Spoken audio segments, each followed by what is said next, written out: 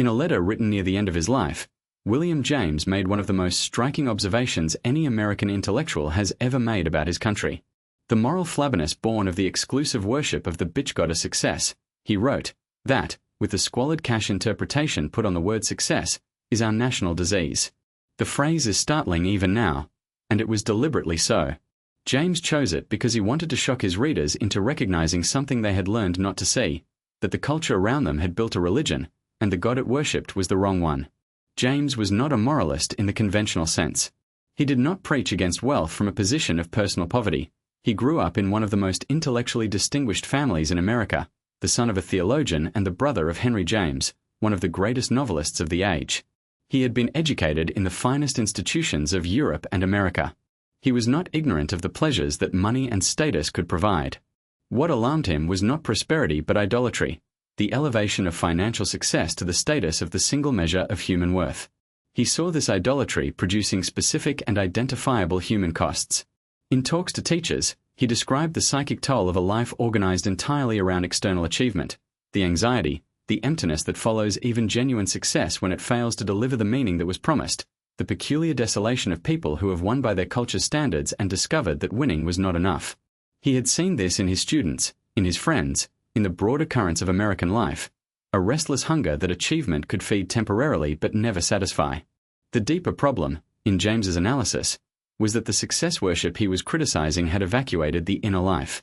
A culture that measures human worth entirely by external achievement, by income, by title, by the visible markers of social recognition, has no vocabulary for the things that actually make a life feel worth living: depth of experience, quality of relationships, the satisfaction of genuine work, the inner peace that comes from living in accordance with one's actual values rather than the values imposed by social competition.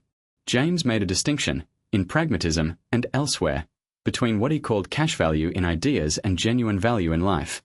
The phrase cash value was one of his technical terms, his way of asking what practical difference an idea makes in lived experience. But he was always careful to insist that the cash in question was not always financial. The cash value of a friendship is not measurable in money. The cash value of an hour of genuine creative work is not equivalent to its market price. The cash value of living honestly, of having maintained one's integrity through difficulty, is something that shows up in the texture of a life rather than in its external measurements. He was particularly troubled by what success worship did to the young. In his lectures to students, he argued that the fixation on visible achievement, on grades, on prizes, on the resumed credentials that would open the doors to prestigious careers, was actively training young people out of the capacity for genuine engagement. The student who is always calculating what will look good has stopped asking what is actually good. The person who is always performing for an audience has lost the ability to simply be, to find satisfaction in work that no one is watching, to value experience that cannot be shown to others. James's alternative account of success was not vague or sentimental. He believed in hard work, in discipline, in the importance of achievement. But he measured achievement by different standards. A successful life, in his view, was one in which a person had deployed their genuine capacities, their actual talents and interests, not the talents that happened to be most socially rewarded, in pursuit of ends that they themselves found genuinely meaningful. It was a life of real engagement rather than performed engagement, of actual care rather than strategic positioning. This required, he believed, a kind of courage that success worship systematically discourages, the courage to pursue what genuinely matters to you rather than what others will recognize as impressive. The person who follows their actual vocation, who writes the poems that may never be widely read, who does the scientific work that may not be commercially valuable, who devotes themselves to relationships and community rather than career, is, in James's accounting, potentially more successful than the person who has climbed to the highest rung of a ladder that was never theirs to climb. The contemporary relevance is almost suffocating. James was writing about Gilded Age America, a culture just beginning to organize itself around the logic of industrial capitalism.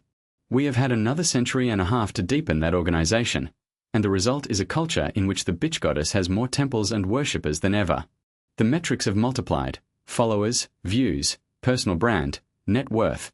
But the underlying logic is the same one James recognized and resisted. What he ultimately wanted was for people to ask a harder question, not whether they are succeeding, but at what, and for whom, and at what cost.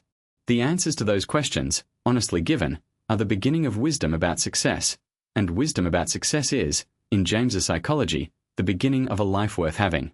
Subscribe to The Psychology of William James to explore more of his timeless ideas.